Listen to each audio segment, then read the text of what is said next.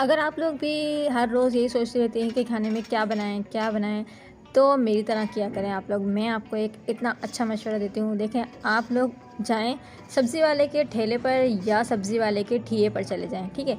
वहाँ पर आपको जो सब्ज़ी पसंद आए ना, आप वो सब्ज़ी ले लें।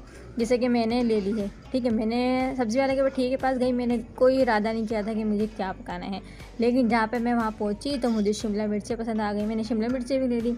मुझे फली पसंद आ गई तो मैंने फली भी ले ली, साथ में मुझे गोभी पसंद आ गई तो मैंने गोभी भी ले ली।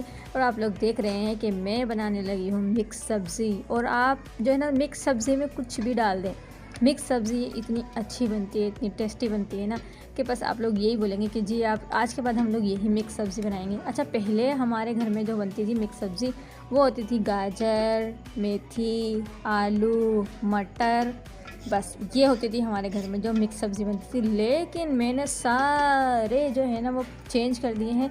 मैंने कहा जिस मिक्स सब्ज़ी में कुछ भी डाल सकते हैं हम लोग। तो देख रहे हैं आप लोग, मैं बना रही हूँ मिक्स सब्ज़ी। अगर आपको वीडियो पसंद आई तो लाइक कमेंट और शेयर लाजमी कर दीजिएगा। चलें, मुझे दे दीजिएगा इजाज़त। अल्लाह हाफ़िज़।